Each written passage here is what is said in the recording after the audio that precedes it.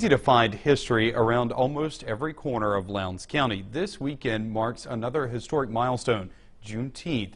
In Caledonia, there's a privately owned abolitionist cemetery that dates back before the Civil War.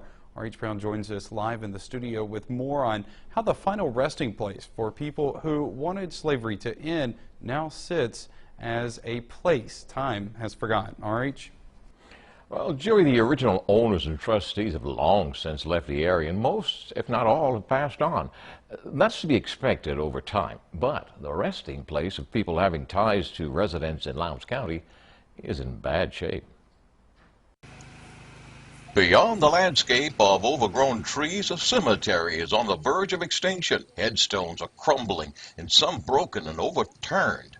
The final resting place of the Feimster family, all listed in the archives of the Columbus Lowndes Public Library.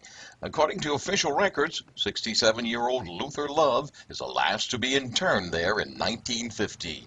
They were what we call poor hill farmers.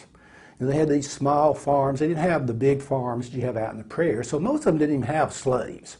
There seems to be some indication that the people may have been more pro-union. They probably didn't own any slaves. We have learned that some people living in the area of the unkept cemetery would prefer that it be left alone. But it is such a shame that something that's such a part of history that really no one even has any interest in. That's the sad thing about it. In cemeteries like this, where the families gone, they deteriorate. No one takes care of them. No one cares enough to take care of them. And so the headstones continue eroding while trees continue growing. And so does the conviction of many that there has been a lack of concern for restoring the area to its original glory.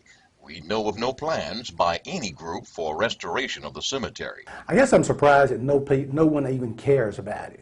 Because you go out there, the cemetery has grown up. There are two big cedar trees, probably the biggest cedar trees I've seen in the county. A lot of people just don't care, one way or the other, and it's a real shame. Joey, one thing can be said about the Feimsters, who were thought to be abolitionists. They boldly went against public opinion of the majority living in the county at that time. Back to you. R.H. Brown live in our studio with that report tonight.